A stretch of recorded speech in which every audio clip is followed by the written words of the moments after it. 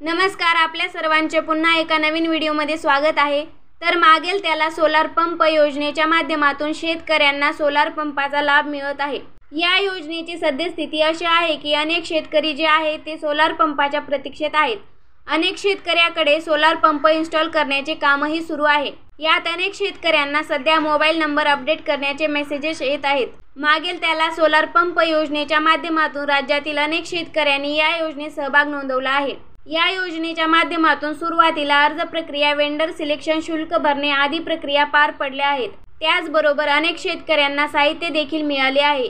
तसेच काही शेतकऱ्यांच्या शेतावर सोलार पंप इन्स्टॉल देखील झाले आहेत। मात्र अशातच काही शेतकऱ्यांना मोबाईल नंबर अपडेट करण्याचे मेसेजेस येत आहेत। Application with duplicate mobile number found, please register your new mobile number for future processing application, अशा पद्धतीचा मेसेज येत आहे। या मेसेजचा अर्थ असा आहे की तुमच्या अर्जासोबत चुकीचा नंबर जोडला गेला आहे। कृपया तुम्ही तुमचा नवीन मोबाईल नंबर पुढील प्रक्रिया करता जोडावा। दरम्यान शेतकऱ्यांचे हे मोबाईल नंबर मेडा कुसुमसह महावितरणाच्या योजनांसाठी वापरला गेला असल्याने पुन्हा नव्याने नवीन नंबर जोडण्यासाठी मेसेजेस करण्यात येत आहे। तर शेतकऱ्यांना हा मोबाईल नंबर जोडणे अनिवार्य राहणार असल्याचं महावितरणकडून सांगण्यात आलं आहे। तर मोबाईल नंबर कसा अपडेट करायचा बघा।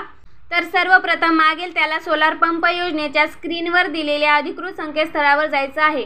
या ठिकाणी शेतकऱ्यांना मिळालेला MKMT ID प्रविष्ट करायचा आहे। यानंतर पुढील विंडोमध्ये चेंज मोबाईल नंबर असा पर्याय दिसून येईल। या रकान्यात तुमचा जुना नंबर प्रविष्ट करायचा आहे। खालील रकान्यात नवीन नंबर प्रविष्ट करायचा आहे।